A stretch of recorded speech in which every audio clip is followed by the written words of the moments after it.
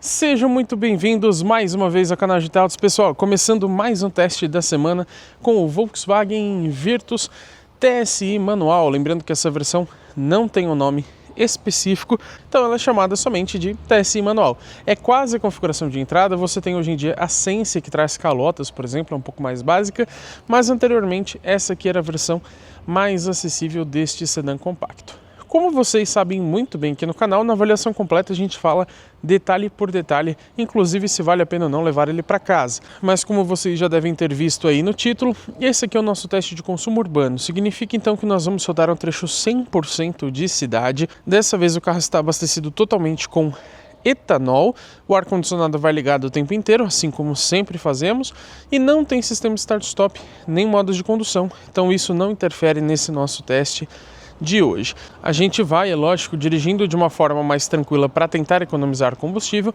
e no final do percurso a gente pega e compara então as nossas médias com aquelas informadas oficialmente pelo Inmetro. Vamos começar nosso teste de consumo urbano aqui com o Virtus TSI. Vou resetar agora o dado de consumo desde a partida. Vou também colocar aqui no consumo instantâneo para a gente ir dirigindo de forma um pouco mais econômica. O ar-condicionado também já está ligado, viu, pessoal? Seguindo aquele padrão de sempre aqui no canal. Primeira coisa que eu vou falar para vocês hoje, na verdade, é sobre a embreagem desse carro. Eu estou há quase uma semana com ele, um pouquinho menos, e agora eu me acostumei melhor. Porém, a embreagem desse carro é bastante alta, tá? Isso particularmente me incomoda bastante. Lembrando que quando eu digo que ela é alta, quer dizer que você tem que soltar ela praticamente inteira para que ela comece a fazer efeito no carro, né? Então quem está acostumado com uma embreagem um pouquinho mais baixa, ou então no nível intermediário, que eu acho mais correto, no começo vai sofrer bastante com esse carro, capaz de você deixar ele morrer mais de uma vez, mas com o tempo você acostuma.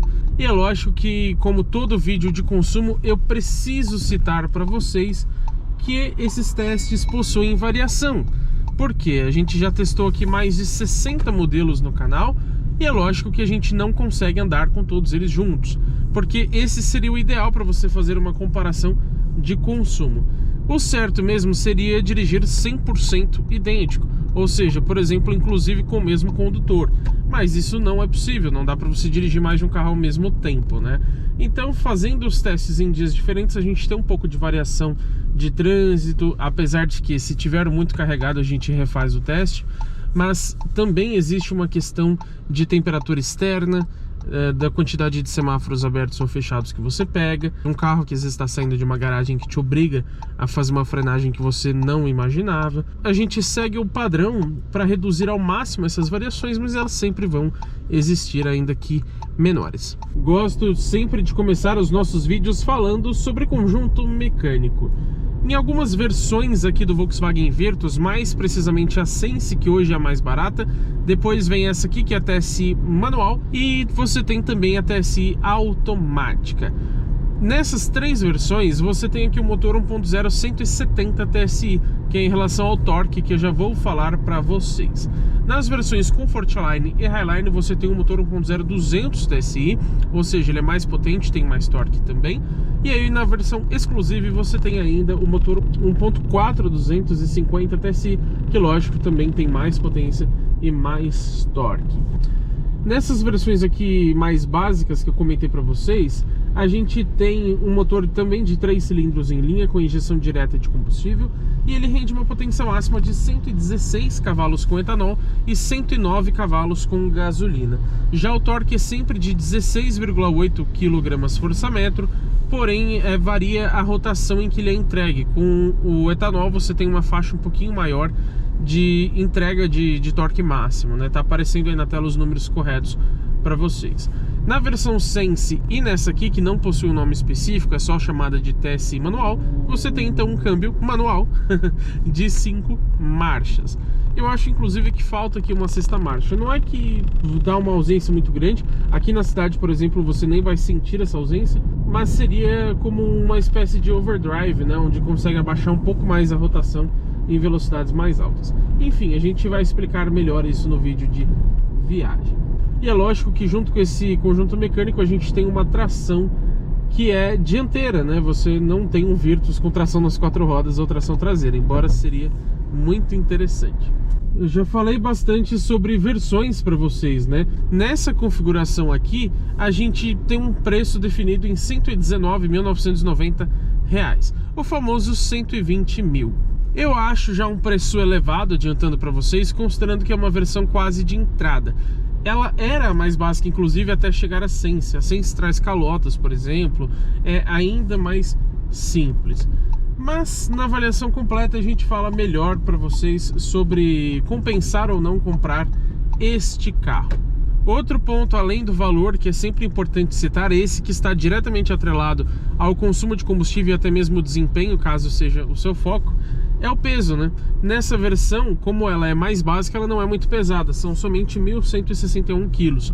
Para um sedã compacto do porte do Virtus, na avaliação a gente também vai fazer um comparativo de dimensões com seus concorrentes, mas eu posso dizer que para um sedã compacto desse porte, com motor turbo, apesar de não ter o câmbio automático, é um peso bem interessante. Eu sempre gosto de pincelar o assunto de start-stop para vocês, que é aquele sistema que desliga o motor em paradas rápidas. Felizmente ou infelizmente, a gente não tem esse recurso aqui no Volkswagen Virtus, pelo menos nessa versão 170 TSI.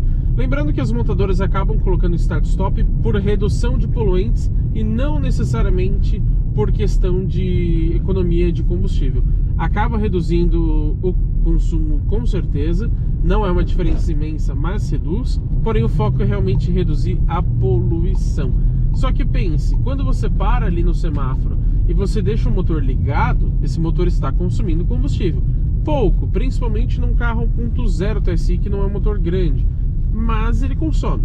Então quando você tem o start-stop, nesses momentos você deixa de gastar, então de certa forma você está assim economizando. Agora, o fato de não ter esse recurso é bom por um lado, porque a maioria das pessoas se irritam com esse tipo de sistema, então acabam desligando aqui toda vez que entram no carro, e também reduz o custo de manutenção, já que quando você tem o sistema start-stop, a bateria costuma ser bem mais cara do que aquela tradicional. Vou citar um pouquinho aqui do conjunto mecânico para vocês, mas falando de sensação ao dirigir. Gosto muito de dirigir o Virtus, acho mesmo nessa versão ele bem gostoso, prazeroso nesse sentido. Porém, ele tem o mesmo motor aqui, nesse caso da versão quase de entrada, que a gente tinha no Up, claro, com algumas mudanças, mas a concepção em si é a mesma. E lá a gente também já percebia que quando você passa por um obstáculo, por exemplo, uma lombada, uma valeta ou algo nesse sentido, se você passar, por exemplo, de segunda marcha, você vai reparar que em rotações mais baixas ali o carro não tem força, ele morre. Então ele dá até como se fosse uma engasgadinha assim. E aí você vai pisando até ele subir um pouquinho mais a rotação, ele volta a ter o torque normal. A gente percebe em outros modelos turbo que parecem que em baixíssimas rotações eles conseguem ter um pouquinho mais de vigor. Então para você fazer uma retomada dessa de lombada, por exemplo, não estou falando de pisar fundo, mas sim de você passar realmente por um obstáculo. Provavelmente aqui no Virtus você vai ter que colocar a primeira marcha em muitos deles, enquanto em vários outros carros, até aspirados mesmo, você consegue ali passar em segunda marcha tranquilamente. Ó, esse é um caso que eu falei para vocês. Eu não esperava que esse caminhão fosse nos atrapalhar dessa forma. E isso certamente interfere também no consumo de combustível. E com frequência a gente tem algum tipo de adversidade aqui nesse cruzamento. Vamos ver se dessa vez está tudo certo. Ó, milagre, hein? Passamos sem nenhuma intercorrência. Vamos somente estacionar... 407 SW, raríssimo, hein? Vamos somente estacionar ali no nosso ponto de sempre, pra gente então conferir como que ficou o resultado. Vamos parar aqui com cuidado para não ralar as rodas. Vamos lá. Parando o carro, puxei o freio de mão, desliguei a motorização, agora nada mais interfere na nossa média. Vamos lá conferir o resultado? Vamos lá então, ligando esse painel de instrumentos totalmente digital de 8 polegadas, só faltou uma animaçãozinha, né? Eu já selecionei aqui os dados de consumo desde a partida e a gente percebe que rodamos 10 km, porém esse carro não mostra os metros, como vocês podem notar. Então, infelizmente, a gente não consegue precisar se foram 10,2, 10,5, 10,9 e etc. Porém, com base nos outros carros que já passaram aqui pelo canal, geralmente eles ficam entre 10,1, 10,2, no máximo 10,3. Então, podemos dizer que é um 10 baixo, digamos assim. A velocidade média, na verdade, foi de 25 km por hora. Mas quando você deixa a chave acionada, mesmo com o motor desligado, infelizmente ele fica contando o tempo e também diminui a velocidade média do percurso, o que eu acho que não faz nenhum sentido. Sendo assim, o tempo real também foi diferente, 24 minutos, enquanto ali no painel já informa 27. Mas o que não mudou desde que a gente chegou foi o consumo em si, que é de 9,7 km por litro, lembrando no etanol e com ar-condicionado ligado o tempo inteiro. O Inmetro diz pra gente que nessa condição de cidade e no etanol, esse carro faz 9,2 km por litro. Ou seja, a nossa média conseguiu ser superior, não absurdamente, mas sim superior. E antes de falar o que eu achei sobre esse consumo, destaco aqui para vocês que quando a gente vem na parte de aplicativos da Central Multimídia, você tem aqui o Abasteça Consciente. E aqui você pode selecionar, por exemplo, no Abasteça Consciente, o preço de cada combustível, do etanol ou da gasolina, e com base no consumo do carro ele vai fazer uma conta mostrando para você o que é mais viável financeiramente e também o que vai poluir mais. E aqui, por exemplo, você percebe que ele informa que o tanque tem 100% de etanol. Não que o tanque esteja cheio, vocês podem ver que está na reserva, mas todo o combustível que está no tanque é etanol. Então, legal que você tenha essa precisão, que eu me lembro é só a Volkswagen que tem isso e é realmente sensacional, ainda mais no Virtus TSI manual, que é uma versão mais básica. Mas e aí, pessoal, o que eu achei dessa média de 9,7 km por litro no etanol? Sinceramente, testamos pouquíssimos carros com etanol até o momento aqui no canal. Na verdade, foram somente dois. O Nissan Kicks Exclusive com motor 1.6 CVT, que por sinal fez 7,6 km por litro, e testamos também esse já mais recente, o Volkswagen Taos Highline com motor 1.4 turbo e câmbio automático, que fez 7,5 km por litro, praticamente a mesma média do Kicks. Agora, olha a diferença de 7,6 para 9,7, ou seja, o Virtus conseguiu ser bem mais econômico.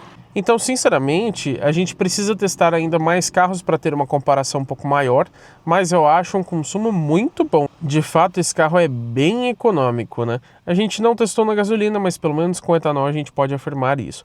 E a média na estrada a gente mostra também no nosso vídeo de viagem, mas já adianto para vocês que também foi interessante. Mas agora que vocês já sabem a minha opinião, também quero saber a de vocês. Então comenta aqui embaixo o que você achou dessa média de consumo. E é claro, né, pessoal, se você ainda não fez isso, deixa o seu like aqui embaixo, porque isso ajuda muito a gente. E olha, vocês não estão hypando os vídeos, hein? É totalmente de graça. Comece a hypar, por favor, fica ali perto dos comentários. É gratuito e ajuda muito o nosso trabalho. E também, se você ainda não fez isso, se inscreva no canal e ative as notificações, porque teremos muito conteúdo legal com esse carro e também com todos os outros que passam pelo teste de uma semana aqui no canal GT Autos.